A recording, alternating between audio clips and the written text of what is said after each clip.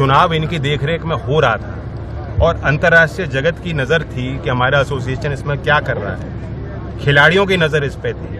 Olympic medal जीतने वाले हमारे अगर पहलवान, ये नौबत आ गई कि वो रिटायरमेंट ले रहे हैं, पद्मश्री वापस लौटाए जा रहे हैं, उसके बाद सरकार जागती है, तो ये कौन सी जीत है? ये कौन सी जीत है? ये कौन सा काम है? ये उनको नज़र पहले रखनी थी। उन्हें मालूम है वो जो भ्रष्टाचारी लोग जिन्होंने गबन किया, जिन्होंने अत्याचार किया, उस व्यवस्था से उनको बिल्कुल बाहर कर देना चाहिए। जैन जी, चुनाव में ज्यादा जिन्होंने क्लेम किया कि दबदबा था और दबदबा रहेगा, जी हर चीज में जाति को लाना, जिस संविधान की धारा में उन्होंने शपथ ली, उपराष्ट्रपति के पदभार को संभाला, उसमें कहीं नहीं लिखा कि अपनी जाति का उल्लेख करके वो लाभ पहुंचाएंगे सत्ताधारी पार्टी को। कुछ जो जिस तरीके से उन्होंने भी हैंडल किया, उसमें कुछ कमी आई है। देखो, हमारी शैली में, जहाँ तक जाट समाज की उन्होंने बात की और गाँव की भी शैली पुरानी रही, व्यंग को समझना और करना हमसे बेहतर कोई नहीं जानता। हमारे बारे में इतनी इतनी कहावतें हैं, हरियाणा की, पश्चिमी यूपी की, गांव की, कोई बुरा नहीं मानता। यहाँ कोई जातिगत अगर सूचक बात होती, उस व्यंग में कोई जाति सूचक शब्द का प्रयोग किया गया होता, तब समझ में आती कहाँ उनका वर्ग जोड़ा गया उस बात में, कहाँ उनकी जाति का उल्लेख हुआ, क्यों उनको बुरी लगी बात। जैन जी, क्या इस मिमिक्री को आप उचित मानते हैं? नहीं, देखो, मिमिक्री तो जो आप ब्रिटिश पार्लियामेंट में देख लो, वहां तो सदन के कार्रवाई में होती है। तो व्यंग एक चर्चा का एक हिस्सा है। अब किसी को बुरी लग सकती है, किसी को अच्छी लग सकती है। देखिए, मैं ये मानता हूं कि स्पोर्ट्स मिनिस्ट्री को पूरे रेसलिंग फेडरेशन के इस तंत्र को दोबारा से रीलुक करना चाहिए।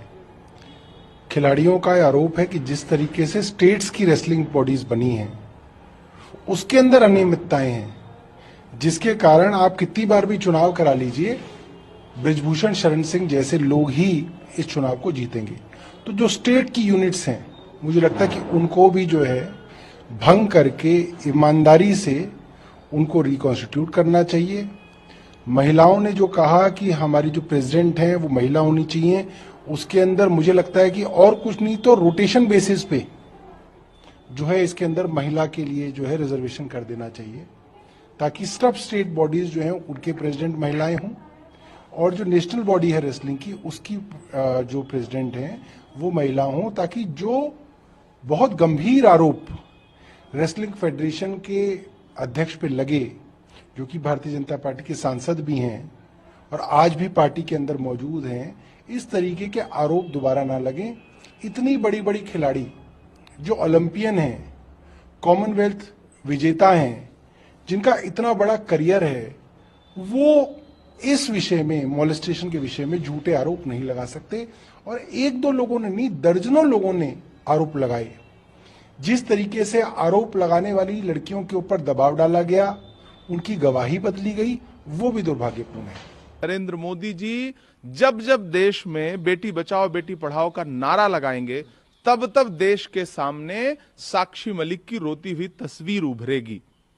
आज सुनने में यह खबर आई है कि भंग कर दिया गया है कुश्ती फेडरेशन को, लेकिन मेरा सवाल तो खेल मंत्री से, प्रधानमंत्री से यह है कि अब तक क्यों बेटियों की इज्जत उछाली जा रही थी?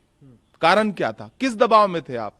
क्यों बचा रहे थे अपने सांसद को, जिसके खिलाफ पुलिस से लेकर के न्यायालय तक की टिप्पणियां देश के सामने हैं, जो ये कहता है कि दबदबा तो कायम रहेगा।